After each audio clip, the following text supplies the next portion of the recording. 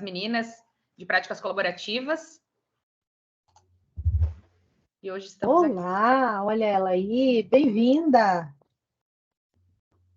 Ainda não te ouço, tá só aguardando o microfone ali. Abre e fecha, mas está conectando. Gi, iniciou a gravação? Então, minha querida, pode abrir os trabalhos e em seguida eu apresento os nossos queridos convidados. Você sempre me deixa com vergonha, mas vamos lá oficialmente. Boa noite a todos. Fernanda, Bianca, Tiago, e vai aqui também conosco, já englobando você aqui na nossa palestra. Só agradecer a todos que estão aqui. Essa nossa parceria, eu acho que só tem muito a agregar a todos. É esse o intuito desses nossos bate-papos, né? E aí, Bianca, é com você. Pode ficar à vontade. Obrigada, Gi. Não tinha pessoa melhor para iniciar aqui os trabalhos do que a nossa presidente querida, amada Gisele Cristina Elias. Obrigada, Gi, pela confiança, pelo carinho, a oportunidade de receber amigos, de receber talentos e da gente poder tratar aqui de assuntos tão interessantes. Então, hoje nós vamos conversar com Fernanda Gadotti e com Tiago Hag. É interessante a gente poder falar um pouquinho, o currículo dele, gente, é extenso. Mas só para ambientar vocês, hoje, então, a nossa proposta é falar do planejamento financeiro nas negociações de família. E temos aqui, vamos iniciar Ladies First. Vamos iniciar aqui, vamos apresentar a Fernanda Gadotti. A Fernanda é especialista em família e sucessões, capacitada em práticas colaborativas pelo Instituto Brasileiro de Práticas Colaborativas, vice-coordenadora dos financeiros colaborativos do IBPC, vice-presidente da Comissão de Análise Econômica do Direito da OAB Santa Catarina, mediadora extrajudicial e judicial, advogada e mestranda em Direito pela Universidade Federal de Santa Catarina, formada do curso de Inteligência Financeira do Gustavo Gerbasi, de Arquitetura de Escolhas e Psicologia Econômica da Vera Rita de Melo Ferreira e de Ciências Comportamentais aplicadas da Flávia Ávila. E também, já passando a palavra para vocês, mas fazendo essas apresentações, o querido Tiago Hag. Tiago é engenheiro de materiais de formação, 12 anos de experiência profissional atuando nas áreas de produção e qualidade em empresas dos ramos siderúrgico, máquinas pesadas, fertilizantes e dispositivos médicos, com a gestão de projetos através da metodologia de melhoria contínua. Ele é planejador financeiro desde 2020, certificado CPA 20. Tem alguém com o microfone? Isso, muito obrigada por colaborarem aqui conosco. Continuando, planejador financeiro desde 2020, certificado CPA 20, e já atendeu aproximadamente 100 famílias. Fernanda Gadotti e Tiago Hag, muito bem-vindos ao nosso bate-papo de hoje, abraçando os nossos queridos amigos também, que a gente vai mencionar nominalmente no curso do nosso bate-papo, mas a palavra está com vocês. Bem-vindos, queridos. Boa noite. Boa noite a todos. Sou a Fernanda. Hoje o tema é um dos que mais me encanta e até quero dizer para vocês que quando eu trago, e eu e o Tiago, vamos aqui trazer para vocês planejamento financeiro nas negociações de família, o que é interessante? É um dos temas que eu tenho mais estudado e eu apresentei como possibilidade na minha dissertação a inclusão de planejamento financeiro em negociação. O que os professores trouxeram? Fernanda, sabe o que é mais interessante da tua dissertação? É que absolutamente não fala de direito. E realmente eu tenho que dizer que, na verdade, sem dúvida alguma, negociação existe como fase de todos os tipos de método. Mas, realmente, quando a gente trabalha o planejamento financeiro, é pensando em qualquer tipo de relação e de continuidade dessa relação. Mais do que pensar apenas em uma transação comercial, como temos uma autora que fala, inclusive ela é de Porto Alegre, a Simone Simon, ela apresenta que se você apenas compra e vende algo, pontualmente você está falando de uma transação comercial. Mas se você estende essa negociação, se trabalha aí com o conceito negociação. A negociação que a gente vai trazer aqui não é só porque engloba a família, mas é sempre pensando na negociação em que tanto o resultado quanto o relacionamento importam. E é a negociação que pode ser utilizada em qualquer dos métodos. Ah, Fernanda, eu sou uma advogada mais litigante. Não tem problema. O tipo de informação que a gente vai trazer aqui é importante para o processo litigioso. Não, Fernando, no meu caso, na verdade, eu busco trazer para os meus clientes a possibilidade de construção de acordo. Ok. E aí, então, ao longo dessa primeira meia hora, que será comigo, vamos trazer, então, informações em relação à negociação e à tomada de decisão em negociação. Na próxima meia hora, o Thiago Hag vai apresentar alguns cenários para vocês. Eu e ele pensamos com muito carinho em como apresentar e ficar mais visual aquilo que a gente está propondo hoje. E, por fim, um espaço para vocês fazerem perguntas para a gente poder encerrar às 8h30. Então, primeiro ponto, negociação sempre vai acontecer em qualquer método existente, seja conciliação, mediação, práticas colaborativas ou mesmo processo judicial. Quando a gente fala em negociação, fundamental que exista confiança.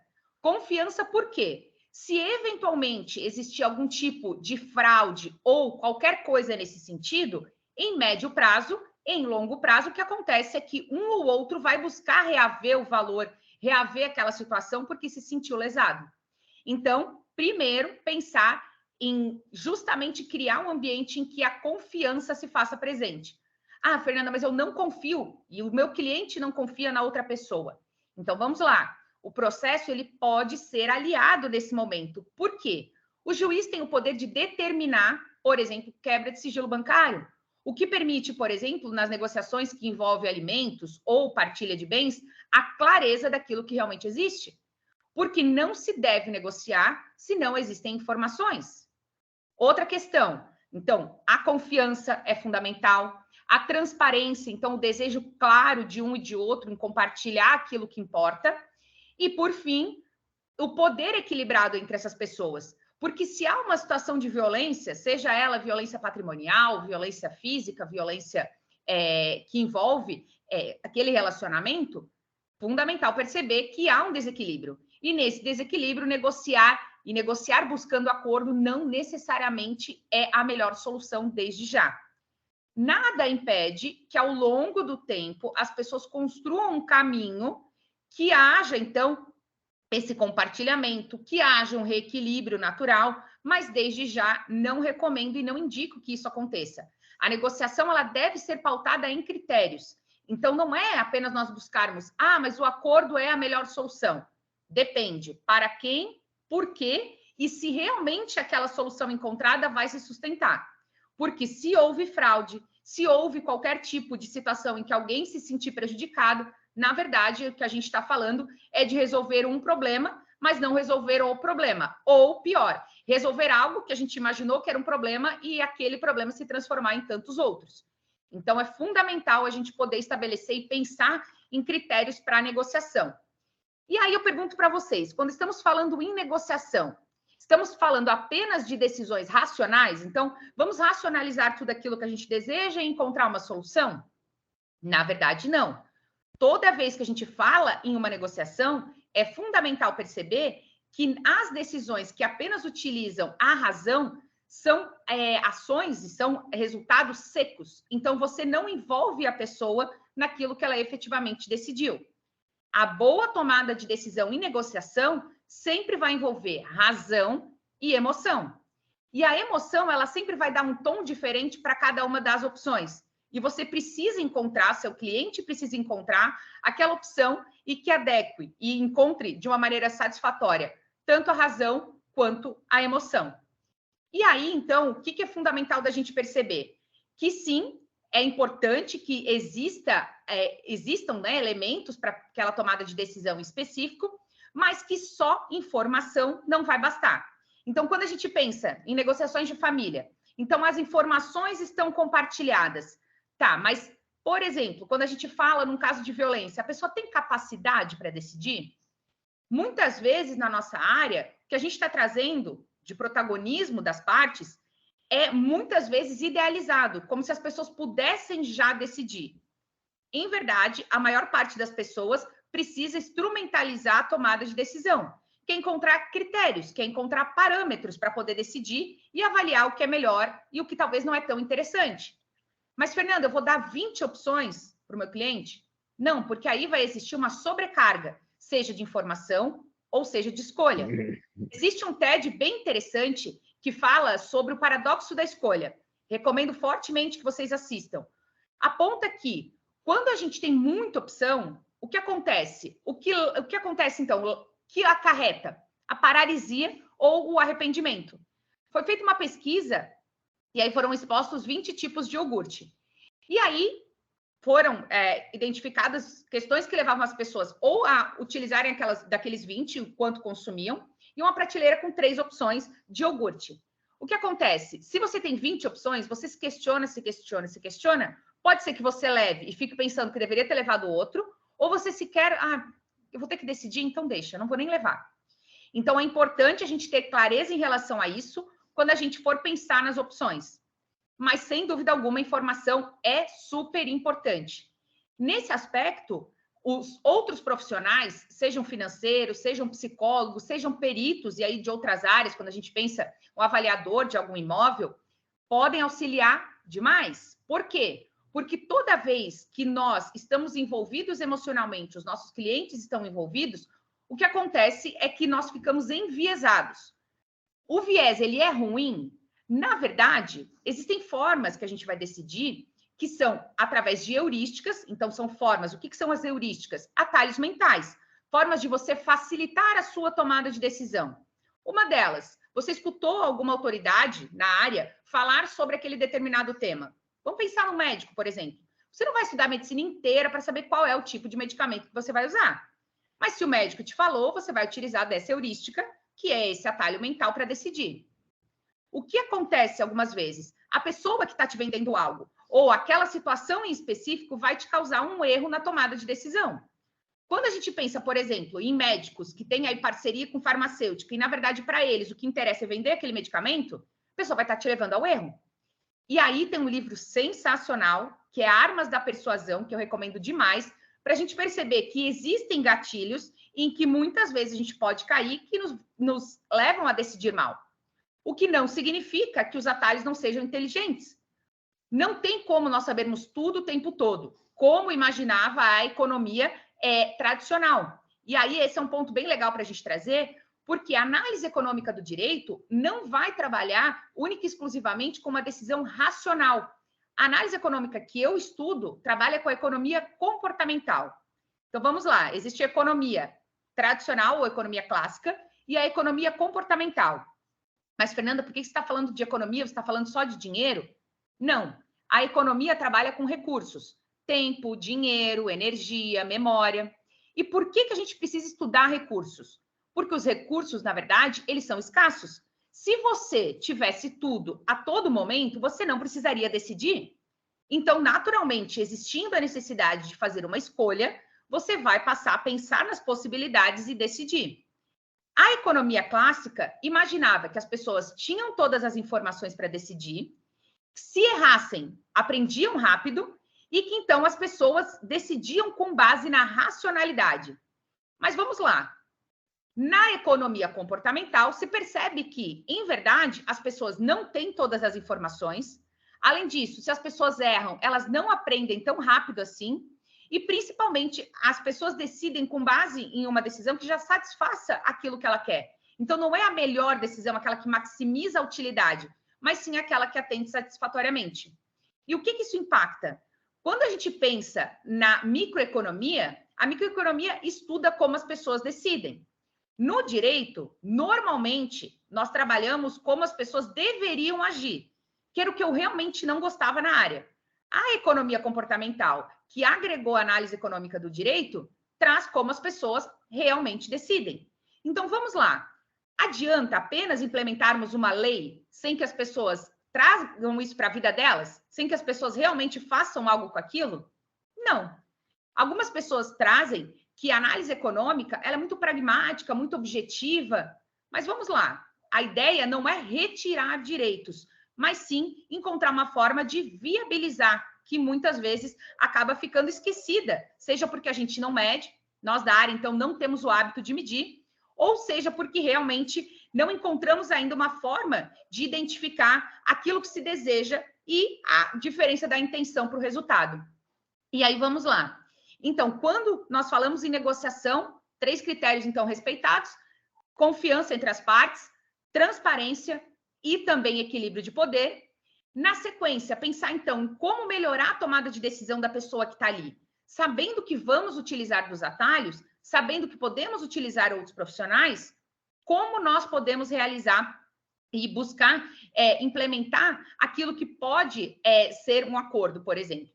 Primeira questão para melhorar qualquer tipo de negociação, independente de trabalhar com dinheiro ou tempo, é fundamental buscar uma forma das pessoas testarem aquela possibilidade.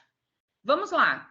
Aquelas decisões que você toma e que depois viram automáticas, porque você consegue fazer várias vezes ao longo da vida, como, por exemplo, tomar banho, e aí ou lavar o cabelo de um jeito diferente, ou escovar o cabelo de algum jeito diferente, para as mulheres que gostam de fazer escova, ótimo, você tem possibilidade de ter feedback. Então, você teve aí uma consequência e consegue melhorar ao longo do tempo. Normalmente, no divórcio, você não vai ter tempo suficiente para ter um repertório e dizer, eu poderia ter tomado uma decisão desse jeito, eu posso melhorar minha decisão.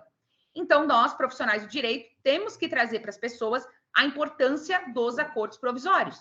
Identificar, por exemplo, em relação à convivência nas ações de família, identificar as questões que envolvem os alimentos, para as pessoas poderem testar a realidade. E aí, vamos lá. Alguns estudos apontavam a possibilidade de um hábito, então de uma mudança, ser implementada em 21 dias. Na verdade, atualmente se trabalha com um período de 60 dias. Então tá, Fernanda, então hoje eu vou realizar então um exercício físico, daqui 60 dias eu faço de novo. Não, porque para implementar hábito você precisa de constância. Então vamos lá, para as pessoas implementarem algo novo, elas precisam testar, precisam acompanhar aquilo e precisam verificar que realmente houve uma mudança. E aí, então, quando a gente pensa nessas questões que envolvem as pessoas decidirem e decidirem de maneira a atender de uma melhor forma aquilo que elas querem, os profissionais precisam se atentar para a forma que as pessoas decidem pelo ambiente criado por elas. Mas, Fernando, o advogado não decide pela pessoa. Pois é, mas direto ou indiretamente, tanto o advogado quanto o mediador trabalham e interferem na tomada de decisão de alguém, direto ou indiretamente. Então, vamos lá. O que a gente pode fazer? Acordo provisório, uma possibilidade. Mas, Fernanda, as pessoas ainda se veem como adversárias. Acordos parciais, porque as pessoas começam a pensar o que tem em comum aqui. E aí começam a se ver como aliados numa construção futura de algo que possa ser diferente. Outra excelente ideia. E quando a gente começa a implementar e quando a gente começa a acompanhar esse tipo de situação, o que a gente percebe? Que os advogados, ainda que atuem de maneira pontual, mesmo o mediador, a mediadora, na verdade é uma atuação pontual que se prolonga no tempo. E nós temos que perceber como aquela decisão tomada pelas pessoas realmente foi implementada, ou se não foi, eventualmente, por que não foi? Porque aí a gente passa a trazer novas intervenções. Mas, Fernanda, então já sei. Eu vou pensar em acordo provisório, vou pensar em acordo parcial, vou pensar em outras mudanças. Calma. Podemos pensar numa construção, mas principalmente é fundamental as intervenções não ocorrerem todas ao mesmo tempo, porque a gente não vai conseguir entender qual foi a intervenção que causou determinado resultado.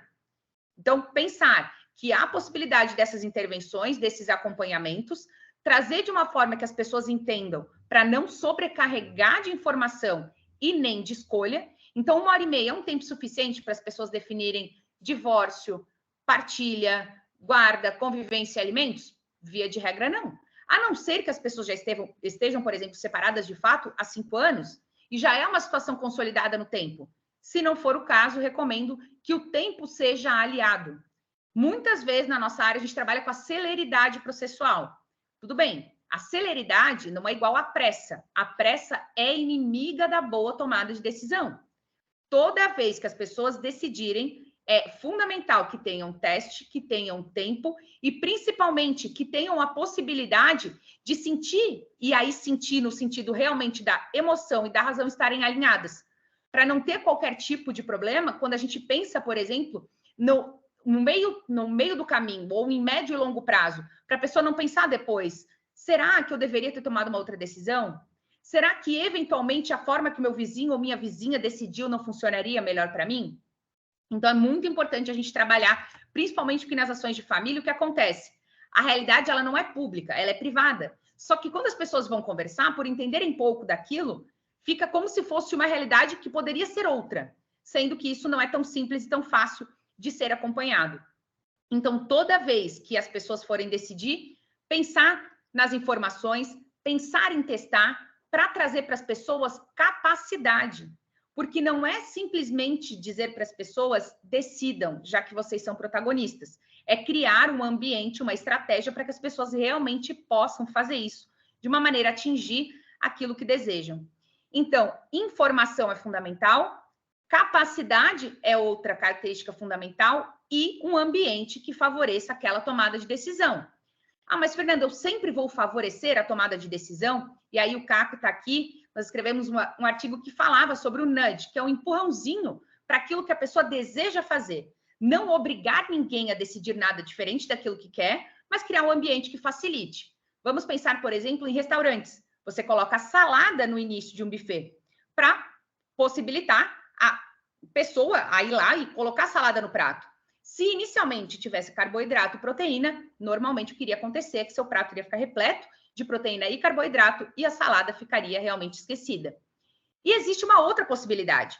Então, para aquilo que você quer fazer, profissionais podem pensar em nudges.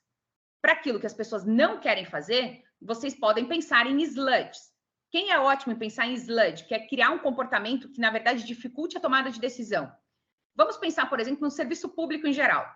Quando você vai numa prefeitura, você se sente super confortável, te servem um café, você fica lá conversando, ou normalmente tem fila, tem barulho, as paredes são todas brancas, a ideia é que tu vai embora rápido. Normalmente é isso. Por quê? Porque normalmente o que se espera é que tenha tanta burocracia que você desista. Ah, mas na verdade a gente falava só de R$1.000, né? De um valor que você pagou a mais, por exemplo, em algum tipo de situação. E aí, quando a gente percebe que ele tem o nudge e o sludge, nós temos que saber adequar para aquilo que a pessoa quer. E aí eu digo para vocês, quando na minha vida eu posso usar um sludge? Vamos lá, no meu caso, todos aqui, a maior parte pelo menos me acompanha, eu já ouvi falar do quanto eu gosto de comer. E aí o que acontece? Estou buscando não comprar chocolate. Nem sempre funciona, mas assim, se eu não tenho em casa, eu só me dou o direito de realmente comer chocolate se eu tenho o desejo e a capacidade, a possibilidade de sair de casa para ir comprar. Porque daí realmente tem que ser uma motivação gigante para eu conseguir fazer isso. E olha só, quando a gente fala em acordo, a motivação também é super importante, mas ela por si só não é suficiente, como muitas vezes a gente escuta. Ah, faltou se esforçar. Não, não. Então, você precisa de capacidade, você precisa de um ambiente e você precisa de motivação. Não basta apenas pensar, não, mas os meus clientes, eles queriam buscar um acordo. Tá, mas como é que eles estão realmente instrumentalizados para isso? Já testaram alguma vez? Não testaram? Pessoal, antes um não acordo que um mau acordo. E isso em negociação é fundamental da gente perceber. Como que as pessoas realmente podem atender aquilo que querem de uma maneira que se sustente no resultado e no relacionamento. Então, é importante que a gente tenha essa visão clara. Só um minutinho que eu preciso tossir. Bebeu uma aguinha, né, Fê? Cadê a aguinha? Isso. Muito bem. Gente, eu tô com uma tosse há 2 semanas, tá? Eu não sei mais. Se essa semana continuar, eu juro que eu preciso ir na... É o otorrino, né? Acho que é o otorrino. E aí, então, a complementação de tudo isso, para que a gente possa apresentar uns cenários para vocês junto com o Thiago, é da gente perceber que a negociação sempre vai acontecer em qualquer dos métodos. Além disso, boa tomada de decisão e negociação não é apenas racional, então envolve o emocional, que dá um tom para cada uma das possibilidades, e que, para decidir, existem formas de melhorar, com acordos parciais, acordos provisórios, e pensando também em trazer para as pessoas que não basta apenas o desejo por realizar acordo, mas que é fundamental também que os profissionais, sejam eles advogados, sejam eles mediadores, estejam alinhados nesse tipo de situação, assim como o ambiente. E aí eu e o Thiago conversamos e queremos trazer para vocês que muitas vezes nas negociações de família em geral, o que acontece? O ambiente, na verdade, está favorecendo vocês a decidirem de uma maneira, ou os clientes, que não atende aquilo que vocês querem. Vamos pensar, por exemplo, no último mês, a questão que envolve a redução do preço dos veículos novos. Além de causar um impacto na venda de veículo usado, quando a gente pensa no veículo novo, quantas pessoas realmente podem hoje adquirir um veículo novo? E o quanto há uma pressão para as pessoas adquirirem um veículo novo, já que houve redução do preço. Além disso, quando a gente pensa, por exemplo, Minha Casa Minha Vida, e ampliar, então, que era apenas algo para a população mais vulnerável, para a classe média, que impacto isso tem? O quanto o ambiente, na verdade, está incentivando um comportamento que não vai atender aquilo que vocês querem. Ah, mas Fernanda, hoje, em curto prazo, provavelmente vai atender uma sensação de que você comprou um imóvel. Pessoal, você comprou um financiamento. Isso tem que ficar muito claro na hora de decidir, para a pessoa poder avaliar e pensar, eu estou fazendo por mim ou estou fazendo porque a sociedade imagina que é o que eu deveria fazer? Um dos primeiros passos para o empobrecimento é querer mostrar que ficou rico. Isso, claramente, todos os planejadores financeiros que eu conheço têm clareza em relação a isso. Então, vamos lá. É fundamental planejamento financeiro acompanhado de aquilo que importa para você, não aquilo que a sociedade diz que você deveria ter. Ah, mas Fernanda, quem casa quer casa. Não necessariamente. Inclusive, casais de 30 anos, muitas vezes, estão aí buscando se profissionalizar, encontrar outras oportunidades e adquirir um imóvel. O que acontece? Pessoal, você ingessa as suas escolhas futuras. Enriquecimento é um processo em que você aumenta a possibilidade de escolher. Ah, mas aí, Fernanda, hoje eu quero comprar uma casa. Testa a possibilidade naquela região. Às vezes você recebe uma oportunidade para ir para Salvador, para ir, por exemplo, para Belo Horizonte, e você vai como?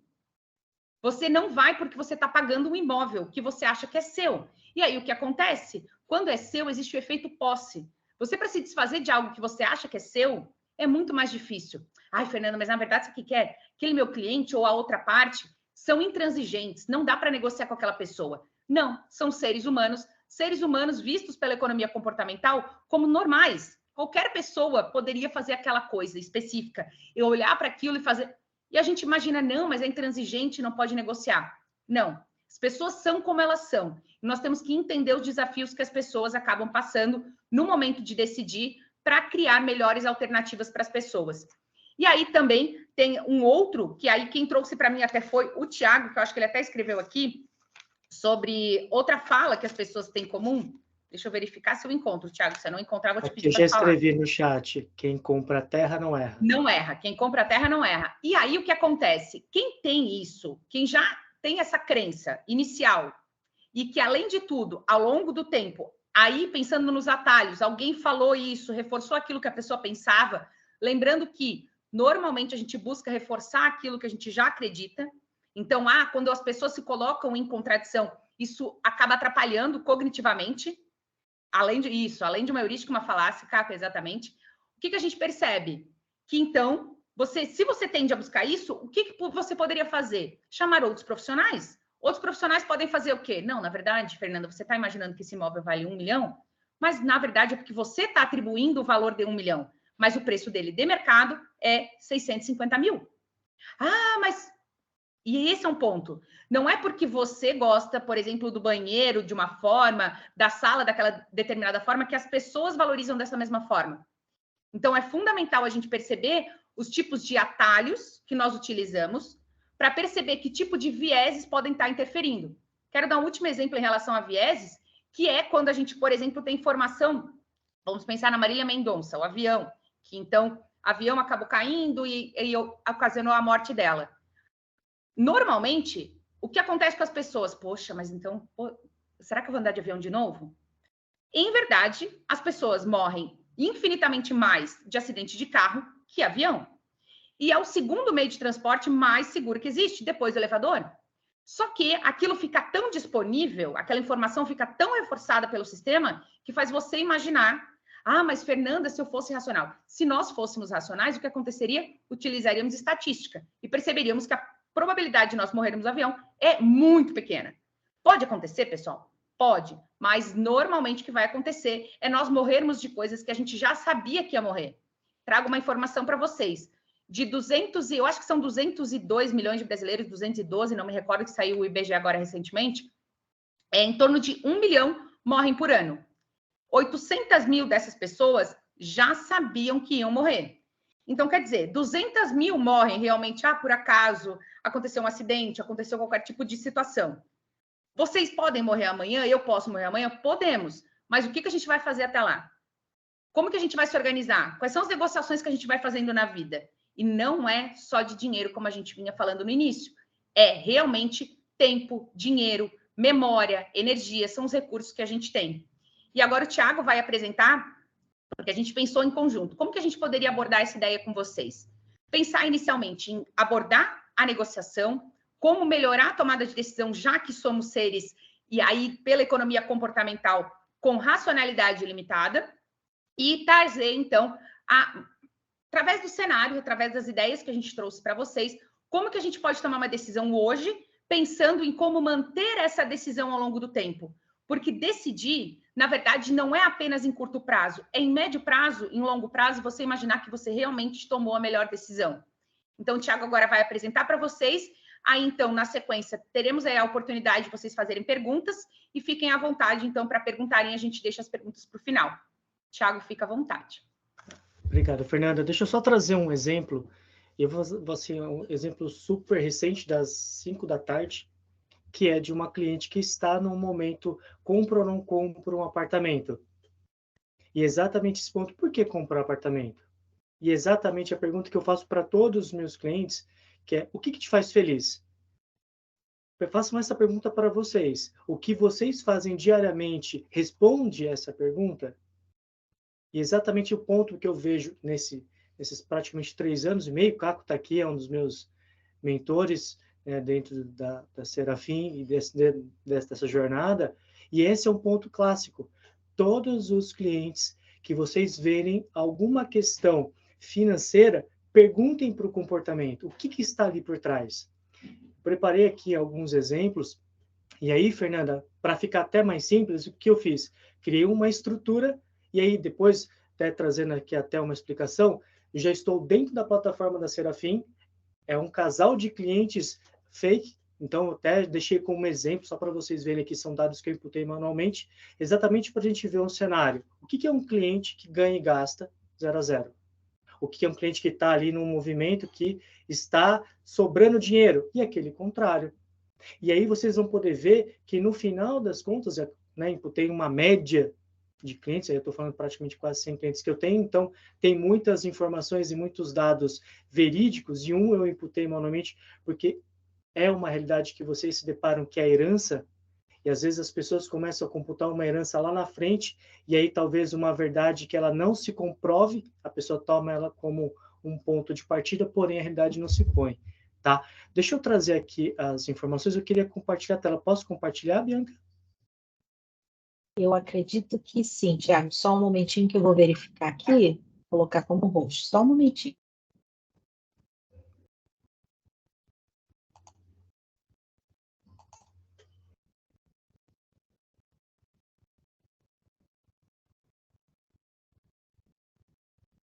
Thiago, verifica se você já tem o comando do compartilhar a telinha, setinha para cima. Isso, maravilha. Tá. Só para fazer essa explicação, então, a gente está dentro da plataforma da Serafim, e a parte interessante, toda vez que eu me deparo com os clientes, a primeira coisa que a gente tem que pensar assim, como é que está o seu mundo? Como é que está a sua bússola? E exatamente o objetivo de uma bússola é entender como é que estão as grandes áreas da vida dos clientes. Se vocês verem, são clientes que têm investimentos, o futuro tem alguma coisa estranha, o patrimônio tem alguma coisa que está fora do lugar e o orçamento está praticamente ali perto do amarelo, já dizendo assim, poxa, atenção aqui que tem alguma coisa fora do lugar. Deixa eu mostrar dentro da parte do olhar mensal, que aqui é um ponto interessante. Tiago, o que é esse monte de cores? O que eu ia pedir para vocês olharem? Só para esse gráfico colorido aqui do lado esquerdo. Normalmente, quando eu pergunto para os meus clientes, eu posso dizer com bastante precisão que 80% a 85% das pessoas falam assim, Tiago, quanto que você ganha? Ah, eu ganho X. Quanto que você gasta? Eu gasto bem pouquinho. Então, se eu ganho, exemplo, 10 e eu gasto 5, tem que sobrar 5. E aí você fala assim, tá, Thiago, e aí no final do mês sobra os 5? Não, tá sobrando 2. Peraí, se você falou que você ganha 10, gasta 5 e deveria sobrar 5, cadê os outros 3 que estão faltando aqui?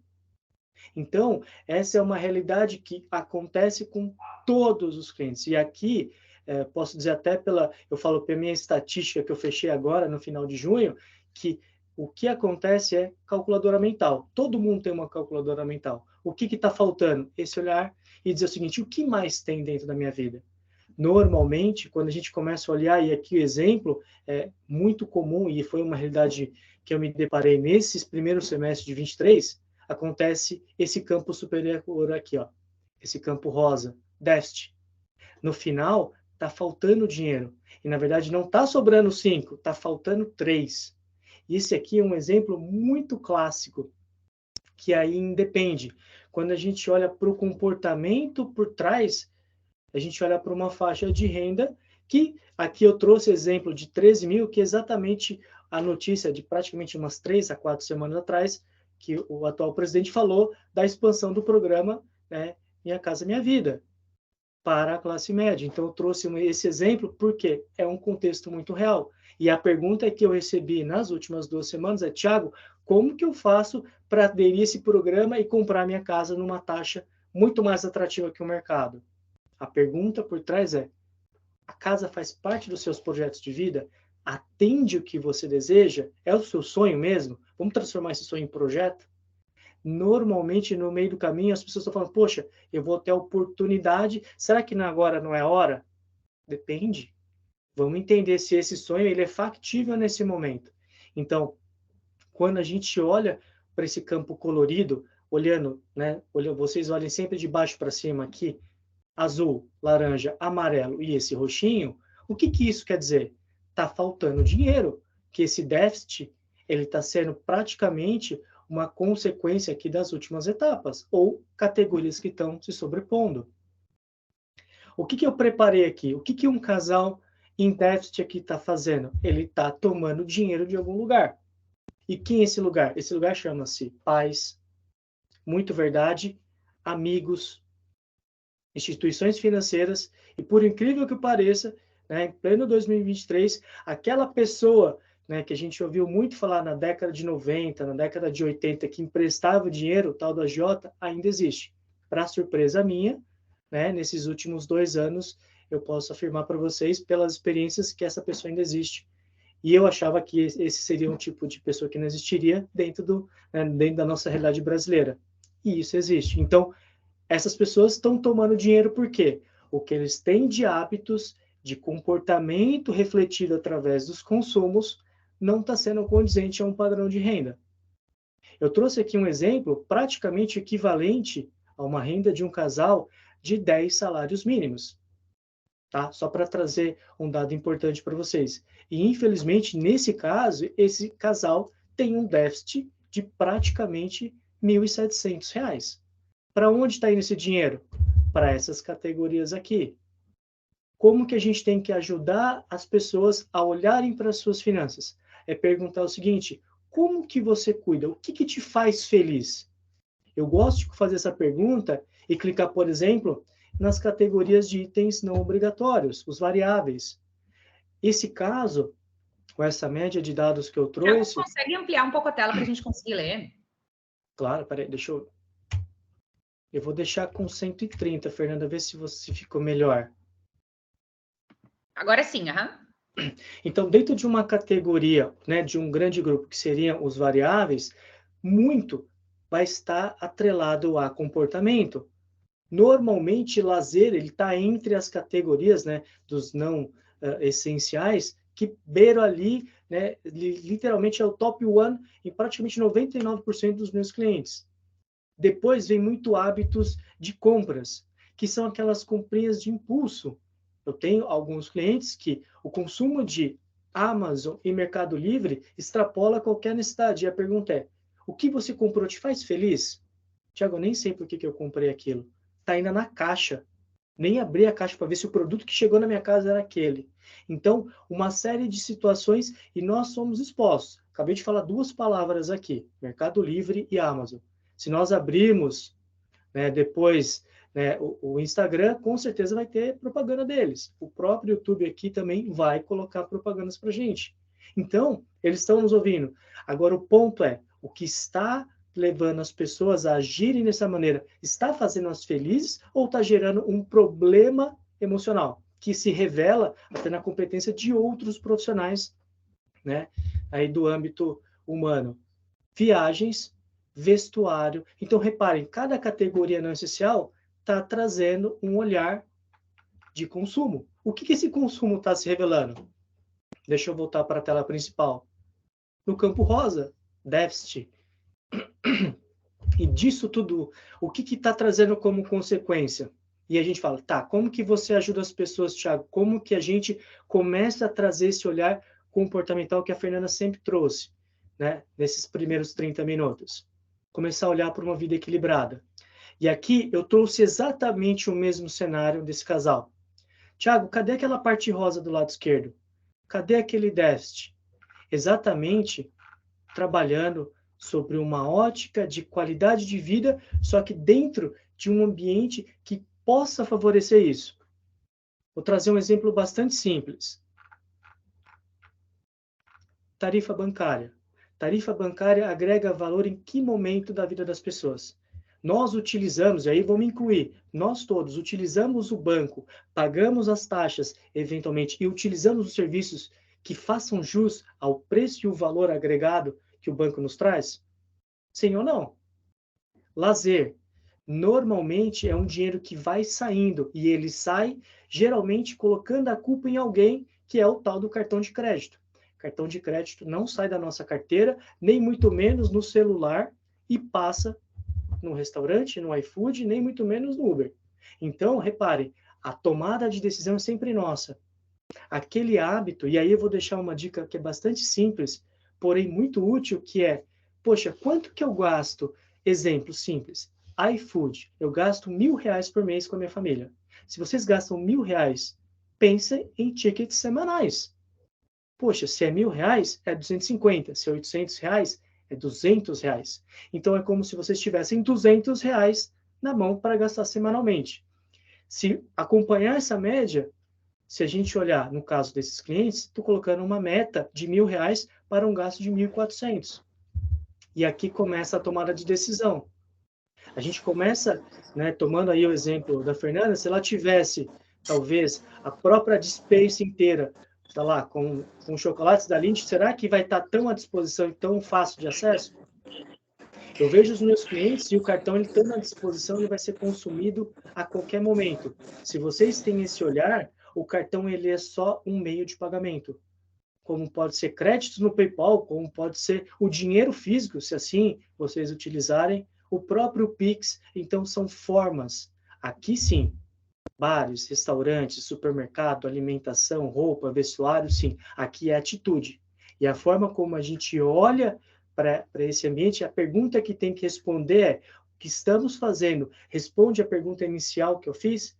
O que você está fazendo te faz feliz? Sim ou não? Eu tenho uma cliente, e aí um ponto que ela me trouxe é: Thiago, eu tenho um guarda-roupa dentro do meu closet, uma parte do meu closet, que é só de bolsas. Comprar bolsas a faz feliz, mas o fato de ela ter 52 bolsas, e ela me disse, eu tenho bolsas que eu nem sei quando eu comprei, inclusive algumas com etiqueta ainda de não uso, tá lá com o lacre ainda original. Se comprar bolsas a faz feliz, o ponto é entender o que é essa medida da felicidade para não impactar exatamente aqui, ó. Deixa eu mudar de tela. No futuro. Esse casal não está poupando. Lembra? Aqueles R$1.600 que estava faltando? A gente monta uma curva de projeção de vida e a gente começa a olhar de forma inteligente para frente. E a qualidade da tomada de decisão, ela está muito ligada ao que a gente diz não, e não pelo quanto a gente diz sim.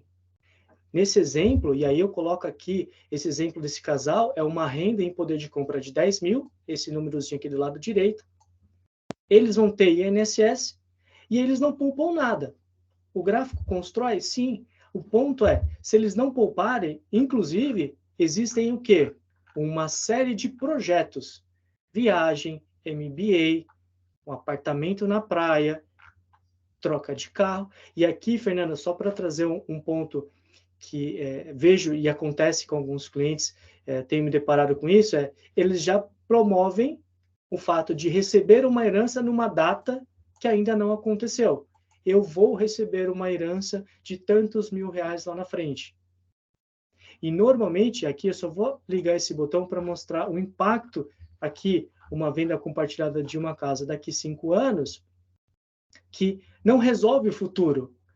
Ajuda, mas não resolve o futuro. Por quê? O poder de poupança, deixa eu trazer aqui, desligar aqui o botão, é dizer o seguinte, se eles guardarem R$1.000, e reparem, depois só me confirme, por favor, se vocês estão vendo aqui a parte azul e verdinha carregando na tela, por favor. Estamos vendo. Tá. Então, se eles guardarem R$1.000, e o ponto não é guardar R$1.000, é por que guardar R$1.000? Porque o como a gente vai trabalhar e o que é a forma final, R$1.000. Por que eu vou guardar R$2.000? O que acontece se eu guardar R$2.000? E tudo que eu desejar fazer acontecer dessa maneira. Viagens, MBA, uma compra de uma casa e a aposentadoria. O que está dizendo é o seguinte, vai parar aos 65 e o dinheiro acaba com 66. Poxa, o que acontece? Tomada de decisão. Deixa eu desligar aqui um exemplo do projeto Apartamento na Praia, que é o sonho de morar na praia. O que acontece? Poxa, está parando aos 65, o dinheiro está durando até os 72. Começa a fazer sentido. E a partir do momento que começou a guardar dinheiro, e aí começam os porquês. Porque eu vou viver bem, porque eu não vou depender dos meus filhos. Aqui é o exemplo de um casal com 2 filhos, tá? Uma faixa de 8 a 10 anos. Se a gente coloca, por que guardar R$3.000? De 43 até 65. 22 anos, porque você vai poder parar aos seus 65 e a gente já começa a trabalhar uma expectativa de longevidade financeira próximo dos 80 anos. O que mais? Então, tudo isso não está ligado a números. E aí um ponto que eu vejo, né, acho que eu e a Fernanda, nessas nossas conversas, cursos, palestras, lives, a gente deve estar já conversando já há uns 2 anos, depois eu preciso até checar nas nossas conversas, Fernanda. Nada disso a gente fala de finanças, essencialmente números, a gente não vai falar de dinheiro, muito menos de investimentos. A gente vai falar de tomada de decisão. O que você quer fazer da tua vida? O que eu gosto de trazer, e é o clássico para mim, até uma informação, né, que talvez não seja comum a todos, eu sou ex-cliente da Serafim. Eu sou um ex-cliente ainda de GFI de 2016. A empresa que deu origem à Serafim, eu fui cliente em 2016, quando nem ao menos pensava em ser planejador. E ali, em 2016, para mim foi o estalo. Agora eu entendi por que eu preciso guardar dinheiro. E o porquê, exatamente para a gente poder ter tranquilidade. Porque a gente nunca sabe se ano que vem vai ter crise. A pandemia, ela rompeu todos os paradigmas. A gente ainda tem consequências no Brasil. No mundo, fato. Então, tudo isso é tomada de decisão. Que o mundo vai mudar, isso é certeza. Quando? Não sei. Mas estar preparado exatamente para entender o cenário, parar um minuto e dizer assim, espera aí, para onde eu vou? Qual decisão eu tomo? E aí, de novo, quanto que isso custa? Não estou falando de dinheiro, a gente está falando de decisões, de comportamento. Então, por trás das finanças, por trás dos números financeiros, o que a gente está falando? Comportamento. Por que eu compro um carro? Deixa eu trazer o exemplo, a Fernanda comentou da questão da isenção dos impostos. Cliente com um projeto de um carro de 150 mil, tudo muito bem organizado para daqui 2 a 3 anos. Nós estamos falando aqui especificamente de 2025, próximo de 2026.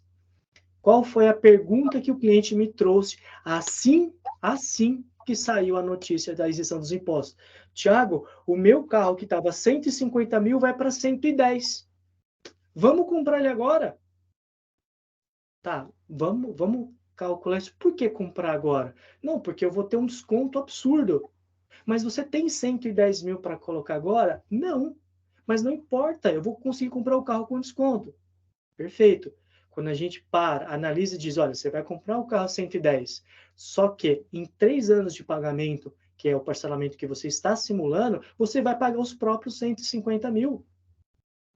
Você vai pagar até mais do que os 150 mil, né? Porque parte desse dinheiro você não tem dos 110. Você vai tomar emprestado e você vai chegar próximo dos 150 mil. O ponto é, eu digo que a forma que a gente antecipa os projetos, ela é completamente emocional no caso desse cliente. Porque ele foi na concessionária, o carro que estava no projeto, aquilo que ele deseja, então, toda eu diria, aquela áurea por trás daquela aquisição foi colocada à prova. E aí a gente colocou o nosso lado humano, né, à frente, o comportamento tomou literalmente conta ali do piloto, do carro dele, literalmente da vida dele, e ele falou, poxa, eu vou fechar. Quando a gente sentou, 1 minuto de conversa, 2 minutos, e ele viu o que uma tomada de decisão impacta, ele falou, peraí, então se eu vou pagar a mesma coisa, por que eu não faço um movimento estratégico? E aí foi o ponto, vamos comprar o carro em 1 ano, mas ele vai abrir mão de alguns projetos agora, vai atrasar outros, e aí sim, colocar uma estratégia para aí sim, contemplar esse desconto e comprar à vista. Então, repare que o movimento ele é muito mais comportamental do que numérico. Tá, Thiago, e por que fica assim esse comportamento da curva desse casal, desse cliente? Porque a gente está olhando para praticamente o dobro da idade deles. Nós estamos próximos dos 80 anos aqui, exatamente aqui, 80 anos, a pontinha da curva verde. E aí que entra a questão. A longevidade financeira deles está próximo de uma expectativa de vida do brasileiro, 90 anos. Tiago, o que falta? Tem 20 anos pela frente.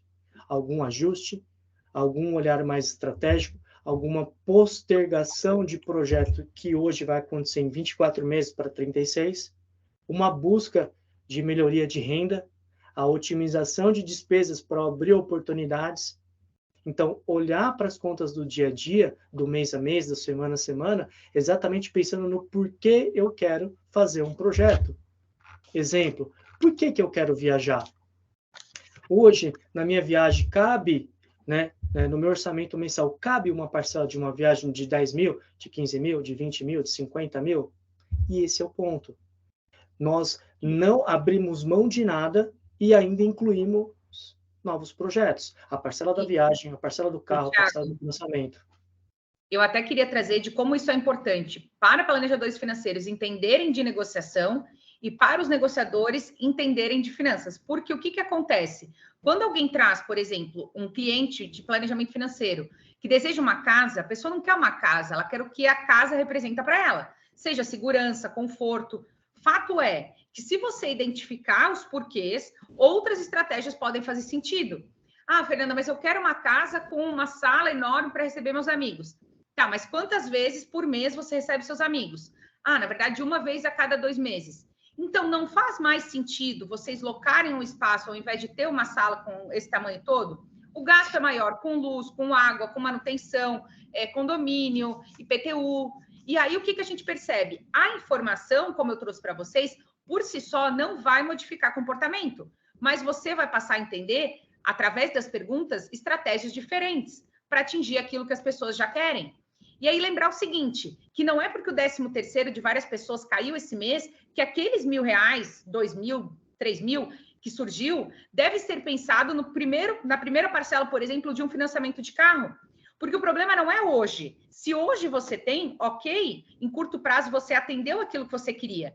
Mas a verdade é que se você não tem ou reserva, ou se você não tem algum tipo de proteção, seja plano de saúde, seja seguro do carro, seja seguro da casa, o que vai acontecer é que você vai ficar sem dinheiro. Ah, mas Fernanda, você está agorando meus planos. Não, se você está vivo, naturalmente, você e seus familiares, alguma situação de saúde pode acontecer, e algo que você às vezes quer fazer, por exemplo, uma cirurgia que você quer fazer. Além disso, quando a gente pensa, por exemplo, em carro, você pode não ter um carro, aí o carro nunca será batido. A partir do momento que você tem um carro, não é só o carro bater, é alguma questão que envolve alguma peça do carro, trocar óleo, trocar pneu, e a mesma coisa da casa. Então, essas questões que envolvem proteção te dão o quê? Segurança da tua tomada de decisão hoje. E aí, dali para frente também. Então, ou você tem reserva, um valor que suporte qualquer tipo de mudança, seja na tua saúde, não recomendo, seja no teu carro ou na tua casa. E aí, lembrando que saúde, qualquer tipo de tratamento básico, super básico para câncer, que é um dos fatores que pode sim levar ao falecimento, os 3 maiores fatores, coração, câncer e demência. No Brasil, pelo menos, são as 3 causas de estatísticas, né, de falecimento. O que a gente percebe? Qualquer tipo de câncer, normalmente dá 30, 35 mil, tratamento simplérrimo. Então, assim, depender aí da fé, não, mas que Deus vai me ajudar. Depender do governo, não, mas o governo depois vai pagar um valor da minha aposentadoria, ou da família, não, meus tios têm bastante dinheiro. Pessoal, não é sobre isso que a gente está falando aqui. O que a gente está falando é sobre como trazer e ampliar a nossa possibilidade de escolher. Planejamento financeiro é sempre um planejamento que vai te permitir fazer escolhas. Ah, mas Fernanda, eu não quero escolher. Bem, aí tudo bem. Mas quando você pensa na possibilidade de ampliar as suas escolhas, não é o dinheiro, não é o dinheiro em si, mas é uma forma de materializar a tua tomada de decisão que te dá segurança de você escolher trabalhar. Então, se você quer trabalhar até 70, 80, 90 anos, não é porque você precisa, como a maior parte dos brasileiros que vai precisar, mas sim porque você fez uma escolha. E outra, você pode escolher ousar muito mais. Então, hoje, por exemplo, eu não posso pensar na ideia de viver única e exclusivamente do meu livro da dissertação, por exemplo. Mas, se tivesse no futuro e eu já tivesse uma tranquilidade financeira que me suportasse isso, por que não? Mas e se der errado? Tudo bem. Eu tenho a possibilidade de tentar algo diferente porque eu não estou dependendo. Então, eu sou independente. E aí, isso sim pode gerar ainda mais felicidade. Mas Fernando, uma pesquisa recente falou que o nível de felicidade atingia determinado patamar. Pessoal, as pesquisas mais recentes mesmo falam que a felicidade ela aumenta à medida que o dinheiro que você tem aumenta. Não é por causa do dinheiro, é porque o que você pode fazer com ele. Você pode criar ONG, você pode eventualmente financiar algum projeto que você acredita, você pode ousar trabalhar com algo que você nunca imaginei, você pode fazer isso. E é isso que traz felicidade, Fernanda, não é o dinheiro em si. Deixa eu só fazer um adendo, que o fato de a gente escolher uma data, e esse é o ponto importante, a independência financeira, qual que é a característica, qual que é a permissão que ela nos dá? Liberdade. Liberdade, de novo, no ponto que você trouxe, é escolha. Não significa que eu ser independente financeiramente eu preciso parar, mas eu tenho a liberdade e posso dizer, hoje eu não vou trabalhar. E a independência ela não está ligada com um momento de parada. No Brasil, o clássico nosso é vou me aposentar. Aquele modo compulsório. Parei de trabalhar, estou aposentado e agora eu não faço nada. Agora eu sou livre. Não. Você pode ser independente aos 50, aos 60, aos 70. A escolha é sua. O que a ferramenta te permite? Poder trabalhar de forma estratégica a melhoria da qualidade das suas escolhas. Hoje, e essa construção é literalmente uma construção e não um acaso. Eu vou trazer um caso de uma cliente bastante jovem que, por uma questão do destino, ela vendeu um imóvel. Foi um movimento financeiro muito fora da curva, né, próximo de 30 anos, e ela tem, dentro desse imóvel, era um local para ela fazer eventos, dentro do mundo das artes, etc. O que ela fez? O que ela pensou? Poxa, será que eu preciso comprar um novo imóvel? Não. Eu estou indo embora do Brasil, meu sonho é fazer um mestrado nos Estados Unidos. E aí, o que ela está fazendo? Com todo esse patrimônio que ela colocou, inclusive, quando ela voltar ao Brasil, ela não vai comprar um novo ateliê, ela não vai fazer um novo espaço, ela vai locar espaços. Porque o nome que ela criou, né, da marca dela, o espaço que tinha um nome, é mais importante do que o espaço físico. E aí, o que ela vai fazer? Ela aumenta a projeção financeira e ela pode dizer, o mais breve possível, próximo dos 50, 55 anos, ela pode ser independente financeiramente. Agora, se ela vai continuar trabalhando com o que ela quiser, é a escolha dela. E esse é o ponto. A gente pode ter escolhas. E a gente pode desmistificar o processo de independência do processo aposentadoria. Exatamente. Correlacionar isso e colocar na independência a escolha, junto com outra escolha de aposentadoria. Eu quero parar nessa data, mas eu sou independente em outra data, de maneira que seja anterior à aposentadoria, claro. E, Thiago, interessante que tem um livro que é o Ikigai, que ele traz que, na verdade, no Japão, o conceito de aposentadoria não existe. E não é que as pessoas não deixem de trabalhar, mas elas não deixam de prestar serviço. Estar prestando serviços aos outros é sinal de felicidade, é sinal de saúde. Então, se nós pensarmos em nos aposentarmos para literalmente não servirmos mais, e aí socialmente falando, o que acontece é que a gente está desejando morrer, porque o processo de morrer é esse processo. Então, quando a gente pensa na aposentadoria, deve ser atrelada a possibilidade de escolher o que fazer com o tempo, mas porque você tem dinheiro suficiente para poder fazer essa escolha. E outra coisa, uma questão bem importante. Ah, mas então vocês estão falando que eu tenho que calcular com base naquilo que eu tenho hoje e que aí então nada pode acontecer diferente? Pelo contrário, o que a gente está querendo dar é uma direção. Se surgir um valor de herança, se eventualmente ganhar em uma loteria, se eventualmente acontecer, excelente. Mas o que não dá é contar com isso para fazer algum tipo de plano. O plano, na verdade, é viver com aquilo que você tem, permitindo espaço para flexibilidade de tempo e de dinheiro, até porque quanto menos você precisa, e o processo de enriquecer também é muito disso, né? Quem é rico é quem menos precisa, não é quem mais tem. E aí a gente começa a trabalhar com a ideia de que, sim, ser otimista é muito importante. E aí o livro Viés Otimista, outro livro que eu recomendo fortemente, trabalha com a ideia de que, vale a pena então você ser pessimista, realista ou otimista. E eu me enquadrava no realista. Eu falava, não, mas é mais fácil olhar para a vida real. Na verdade, as pessoas otimistas são mais felizes, são mais saudáveis e são aquelas que lutam porque acreditam que as coisas podem acontecer. E não é contar com a sorte por si só, mas é ter esse espírito otimista da possibilidade de mudança, porque você faz a sua vida diferente. Então, recomendo demais que vocês possam ter o olhar em relação a essas obras que eu citei. Se quiserem, depois eu escrevo aqui, também mando o TED, porque nós ampliamos a nossa forma de olhar o dinheiro, que não é o dinheiro por si só, é a nossa possibilidade de escolher principalmente o que a gente vai fazer com o tempo, que é o recurso mais precioso que a gente tem na vida, né, Thiago? Exato. E no final, Fernanda, eu gosto muito do exemplo de uma estrada. Por que as estradas têm acostamento? Thiago, porque pode surgir imprevisto, a gente precisa estacionar o carro. A nossa vida é uma estrada. Ela passa pelo ano de 2023, ela passou pelo ano de 2022, mas já é passado, já rodou esse quilômetro. A gente vai rodar o quilômetro 2024, 25, 26, 2050. Por que a gente tem que ter margens? Tanto à direita quanto à esquerda. Exatamente porque a gente sabe que a vida vai mudar. E se ela mudar, seja para a sua esquerda ou para a sua direita, você tem margens, mas você tem um norte, um guia.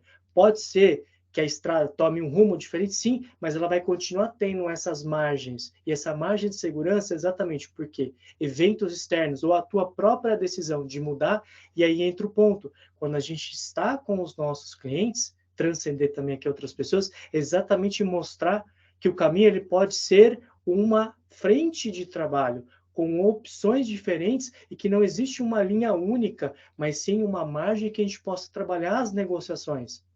Seja entendendo, até trouxe na discussão que eu tive junto com a Fernanda para a gente preparar diversas questões, por exemplo, a questão mais litigiosa do divórcio, das questões de como que ficam as pensões. Tem um caso de clientes que acabaram tomando decisões ali muito pela emoção e não tanto pela razão, e hoje estão com problemas, porque a renda mudou, o cenário financeiro mudou, falando de um caso especificamente de médico aqui de São Paulo. Então, tudo isso para a gente ajudar as famílias, as pessoas, literalmente a tomarem melhores decisões. Seja qual for a direção, mas com as suas devidas margens, para que elas tenham liberdade, inclusive, para expressar suas opiniões e entender que talvez a construção ela seja um pouco mais à esquerda, um pouco mais à direita, mas o rumo é um só para trazer lá no final, e aí é importante, nesse decorrer, a tranquilidade. Por mais que as decisões sejam complexas, difíceis, a tranquilidade durante o processo ela tem que caminhar para chegar e, obviamente, num determinado ponto, né, que sejam quais forem os destinos da felicidade, que é o ponto, né? O que te faz feliz? A gente não vai esperar chegar daqui 30 anos para ser feliz. A gente tem que buscar, através de tranquilidade, nessa soma, nessa construção, ser feliz a cada dia. Eu brinco muito que, na época de CLT, né, a gente sempre falava, poxa, síndrome do domingo, aquele barulhinho clássico do programa da Rede Globo. E aí chegava na sexta-feira, caramba, agora eu tô feliz, Short Friday. E aí depois ficava triste no domingo. Imagina esse movimento 30 anos, o tamanho do peso que as pessoas sentem. Isso é clássico. Para quem... Meu pai foi CLT, 35 anos, uma grande companhia aqui em São Paulo. E eu via isso acontecer. Eu vi isso acontecer na minha casa, na minha vida. Então, imagina isso, né, na relação que a gente tem com as pessoas. E hoje está tudo muito mais rápido, né? Todas as emoções são sempre muito mais afloradas. Então, a forma como a gente ajuda as pessoas a terem as suas margens, levar tranquilidade para decisões muito complexas, para as vidas delas, ajuda a trazer tranquilidade para construir gradualmente a felicidade. E repara, nessa minha frase eu não falei de R$1, nem de R$2, nem de 10 mil reais. Estou falando de qualidade de decisões. E aqui eu penso muito no nosso trabalho como promotores. Nós estamos ajudando as pessoas, né, e, obviamente, promover, né, qualidade de vida, melhores decisões, com mais consciência, com mais tranquilidade, por um processo que normalmente, né, seja na mediação, seja num caso litigioso, vai, né, tratar uma questão muito sensível, né, pessoal ou familiar. E agora, nos últimos 10 minutinhos, a gente vai deixar aberto aqui para o pessoal fazer perguntas. Se quiserem abrir o áudio, fiquem à vontade. E eu só quero fazer uma última consideração em relação à escassez que as pessoas têm hoje de tempo e de dinheiro. Lembrando que a escassez de tempo, ela afeta muito as pessoas. Então, vamos lá. Quando a gente pensa, e aí eu fui uma dessas pessoas, né? No caso, meu irmão comprou um robozinho, aquele para limpar a casa. Eu falava, gente, mas que coisa de pessoa preguiçosa. Pessoal, não. A pessoa que ela trabalha e está trabalhando, meu irmão estava realmente trabalhando e ainda está, né? Muitas horas no dia. O que ela quer mais do que tudo na vida? Comprar tempo. Então, na verdade, o robô, ele não representa a limpeza, representa um tempo, seja ele 10, 15 minutos do dia dele, que ele absolutamente não precisava fazer aquele serviço específico. Então, ele estava escolhendo o que fazer com aqueles 10, 15 minutos, nem que fosse olhar para a parede, que ele não queria fazer qualquer tipo de esforço. Não é não apreciar limpeza, ele apreciava, mas ele queria encontrar uma outra alternativa para conseguir fazer aquilo. E então, toda vez que uma pessoa decidir com escassez de tempo e com escassez de dinheiro, o que nós, profissionais do direito, precisamos ter clareza, essa pessoa vai estar em uma situação melhor ou pior em médio prazo.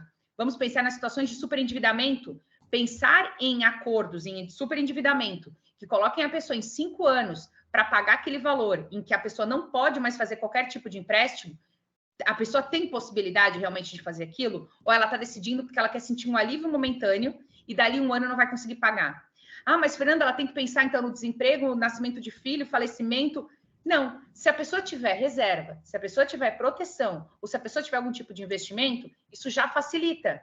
Então, não é desde já pensar em todos os imprevistos, que não são imprevistos, né? Já que tudo é previsível, mas é pensar em como a pessoa vai tomar uma decisão que dali um ano a gente não coloca ela em uma situação pior. O que pode acontecer não só nos casos de superendividamento, como nos casos de partilha de bens, em que o arrependimento não vai levar a uma mudança na decisão do juiz ou naquele acordo entabulado entre as partes. Então, vou aproveitar aí, não sei se alguém fez alguma pergunta. Gi, por favor, fale para a gente. Bianca. A gente está verificando aqui o chat, ainda nenhuma pergunta, só bastante elogio. Eu mesmo acabei de escrever um que achei incrível, encontro de altíssima qualidade. O Caco Santos esteve aqui presente conosco, adorou o momento, ele disse que precisava sair, parabenizando pelo ótimo conteúdo que trouxeram. Olá, Flávio, pois não. Tudo bem, né, pessoal? Eu cheguei meio tarde, mas eu espero não fazer uma colocação aí que já foi colocada. O Thiago fez um posicionamento sobre ser feliz. Vou ser bem objetivo. Eu tenho uma leitura que o momento do divórcio traz uma decisão de mudança e aquela percepção de felicidade, ela vai mudar. Então, eu acredito que tem que ser colocado o seguinte, diante do novo cenário, o que você vislumbra, né? O que você projeta que vai te fazer feliz. Porque hoje, você foi claríssimo, a gente sabe que restaurante uma vez por semana, a partir de um tal momento você já não vai ter mais o cônjuge, você vai ter que dividir despesas, você vai ter que pode não ter o carro, você vai ter que sair do apartamento A para morar lá na Zona Sul, na Zona Leste. Como é que está sendo trabalhada essa nova percepção de felicidade? Ele vai ter que se descobrir. Não tem outra, creio que não tem outra alternativa. Não dá para se iludir nesse sentido, né? Mas parabéns aí, foi ótimo. Tiago, antes de tu trazer a tua colocação, até quero recomendar para quem é da área os livros Manual da Separação e Manual para Pais Separados, livros da Paula Brito. Ela é advogada em Porto Alegre. Por quê? A ideia não é que a pessoa tenha o divórcio decretado e viva o divórcio na sequência. Pelo contrário, que a pessoa faça isso durante o relacionamento, para evitar o arrependimento. Então, nós não podemos garantir para a pessoa que ela será mais feliz depois ou antes. O que a pessoa precisa perceber é, dentro daquela mudança, o casal tentou todas as alternativas? Sabe qual é o real problema? O real problema, na verdade, é alguma coisa relacionada aos bens. Tá, e alterar regime de bens não é uma possibilidade? Não, o que está faltando, na verdade, é um desajuste em relação às decisões relativas aos filhos. Tá, por que não pensar em um plano de parentalidade para casais casados? Não, na verdade, realmente tentamos tudo isso. Tentamos, por exemplo, e aí o advogado tem que saber o seu local, né? É o momento do psicólogo, da psicóloga, é o momento do planejador financeiro ou não? O que não dá é as pessoas esperarem o divórcio para viverem o divórcio, porque o que acontece, dali 3 meses, o cliente chega para o advogado e diz, olha, na verdade, a minha felicidade ela tinha um preço e eu não estou conseguindo pagar. Eu, inclusive, não tenho agora onde morar.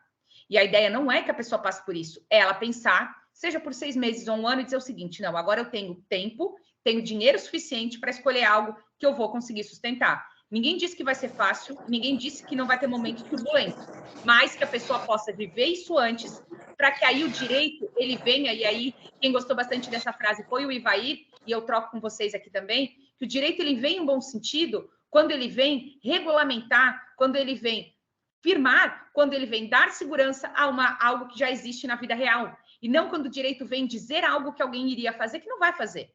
Agora, quando as pessoas vivem a realidade da separação, por isso mediações, após 2 anos, por exemplo, da separação de fato, tendem a ser, inclusive, muito bonitas, porque as pessoas têm coisas boas para falar um do outro, as pessoas já estão vivendo as suas vidas em separado, já tem uma realidade financeira não compartilhada, e aí a pessoa consegue tomar uma decisão diferente e o direito regulamenta. Agora, o que não dá é o direito vir trazendo divórcio, partilha, a pessoa não sabe nem quanto custa a escola dos filhos, e várias pessoas não sabem. Mas, Fernanda, várias pessoas não sabem. E aí, sim, a gente trabalha numa lógica de que a pessoa não vai ser nem feliz e não vai nem sustentar a infelicidade. Nem uma coisa nem outra. Diga, Thiago. Flávio, eu não vou entrar no mérito, obviamente, da questão emocional. Se deparado com um caso como esse, o primeiro ponto é, você já parou para pensar quais são as consequências? O motivo pelo qual chegou até esse momento, eu me coloco no ponto de que essa competência para discutir esse tema tem que ser uma outra profissional, um outro profissional. Um terapeuta, um psicólogo, seja qual for, e aí entra muito uma junta de profissionais. Uma vez chegando o cliente ou a cliente e diz assim, poxa, deixa eu ir embora, agora não dá mais, a decisão está tomada, já trabalhei todos os cenários. O que acontece é, vamos viver em 2 lares, onde cada um vai ser responsável. E aí, o meu ponto de vista, aí eu vou colocar muito unilateral, é que normalmente a mulher é penalizada, aquela que fica com a guarda dos filhos. E eu vi casos, infelizmente, que o fato de, aí no caso esse específico, a mulher abriu mão da sua profissão para cuidar da família, e aí ela tinha uma certa renda provida pelo ex-marido, e aquela renda era assim, te dou uma grana. Poxa, no momento que ele sai de casa, ela passa a ser a gestora da casa como um todo. E aí começou o problema. Por que o problema? Porque ela falou, aquele dinheiro é suficiente. Não é suficiente, porque muitas outras contas não passavam pela sua gestão. Então, viver esse cenário antes a prepara no sentido de que ela vai assumir uma responsabilidade, e aí entra um ponto que acho desonesto, e opinião pessoal, tá? Do Thiago, pessoa física, de que o marido transfere uma responsabilidade de cuidar de 2 crianças, né? Uma criança 9 e 10 anos e um pré-adolescente de 13 e 14. Então, o processo fica mais complexo. A gestão do tempo dela, ela vai estar se redescobrindo como mulher, como profissional. A parte financeira foi muito mal acordada, porque aí o que acontece? Estamos num processo de repactuação. Não sei se o termo está correto, Fernanda, mas exatamente esse ponto, porque a pensão a ser paga ela é insuficiente ao porém, né, ao ponto onde ela está. Tudo isso vivenciado antes, a gente evita todo o transtorno em ter que refazer essa modelagem e provar de uma forma financeira de que o valor que ela recebe é insuficiente. Então, acaba caindo nesse cenário, que é muito mais moroso, muito mais trabalhoso e emocionalmente estressante. Então, passa por todas essas decisões. Feito o processo antes, colocado todas as ferramentas, os cenários analisados, a tomada de decisão, ela vai ser pautada naquilo que faz eles felizes. O processo é de felicidade? Não. Essa é a resposta que eu quero te trazer. Não é de felicidade.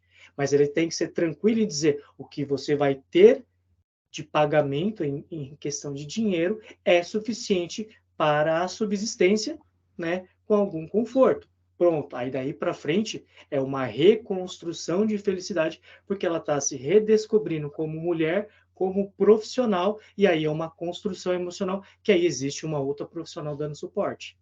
E uma reflexão antes da Gi fazer a fala, é que quando a gente pensa em aquilo que a gente vai decidir, nós temos que perceber o seguinte: não é apenas o homem ou a mulher pensar, eu quero ficar na casa que nós morávamos. É perceber que se houvesse alteração para uma casa menor, o condomínio seria mais baixo, ou o aluguel seria mais baixo, a luz viria mais baixo, tudo. E aí se fala em efeito cascata de uma decisão.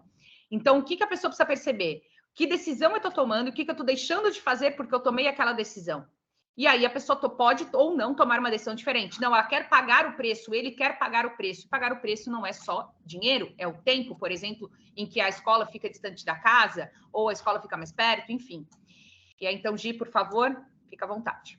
Na verdade, são duas coisas que eu tenho para falar com tudo isso que vocês trouxeram. Uma coisa olha a importância na tomada da decisão de qual caminho escolher para chegar nesse divórcio.